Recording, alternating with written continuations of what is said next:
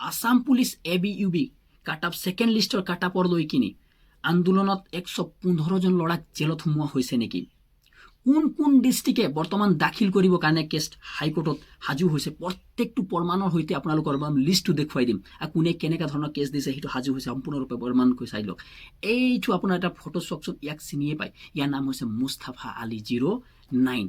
ময়ো ইয়াক ফ'ল' কৰিছিলোঁ। যেতিয়া মই প্ৰথম অৱস্থাত ইউটিউব চাইছিলোঁ কথাবিলাক বহুত ধুনীয়া কৈছিলে, কিন্তু ইমানেই মিছা কথা কৈছে, ইমানেই মিছা কথাৰ সীমাবিহীনভাৱে কৈছে নহয়। ই কৈছে যে 115টা ল'ৰাক জেলত ভৰোৱা হৈছে বৰ্তমান, হা। আৰু এটা ভিডিঅ' এই 21-22 যিটো হৈছিলে সেয়াৰ ভিডিঅ' এটা চলাই দিছে। ইমান মিছা কথা 45,000 মান 45,000 মান ছাবস্ক্ৰাইবাৰ গোটাই ল'লি, ইমান মিছা কথা কৈ আছা।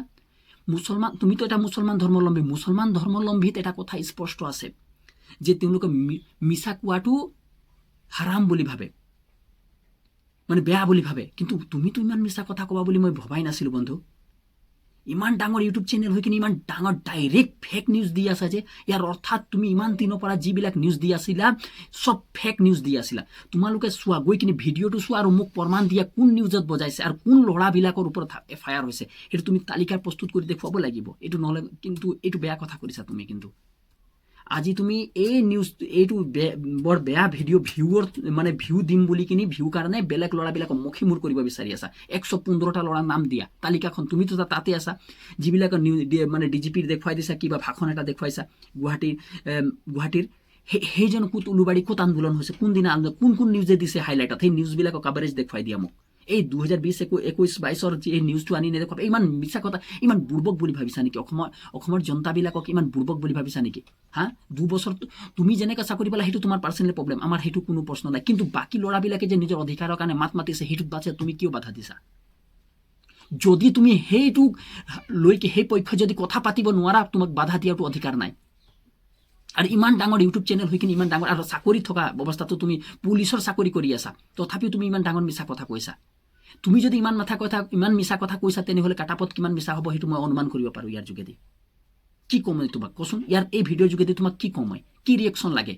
তুমি ইয়াৰ ওপৰত ভিডিঅ' বনাবা, দেখুৱাব লাগিব প্ৰমাণ, তোক প্ৰমাণ দেখুৱাব লাগিব। মই কৈছোঁ আঙুলিয়াই তই কৈছোঁ, মই তোমাক বহুত সন্মান কৰিছিলোঁ, ভাইটি বুলি ভাবিছিলোঁ, কিন্তু তুমি আমাক অসমীয়া সমাজক যিবিলাক দিনে ৰাতি দৌৰি থকা ল'ৰাবিলাকক অপমান কৰিছা মুস্তাফা, এইটো কিন্তু বহুত বেয়া কৰিলি।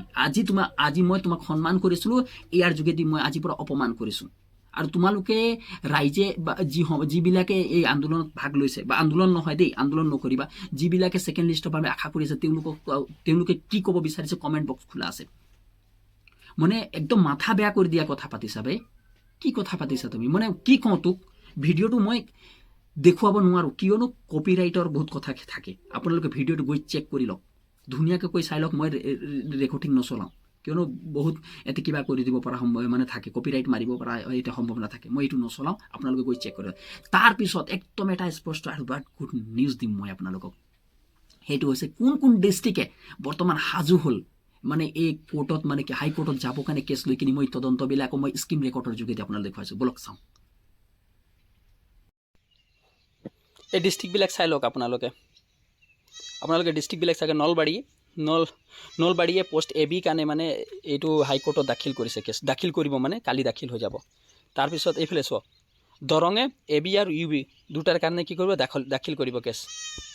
তাৰপিছত এইফালে ধুবুৰীয়ে APRৰ কাৰণে দাখিল কৰিব। আপোনালোকে ভালকৈ ধুনীয়াকৈ চাব পাৰে।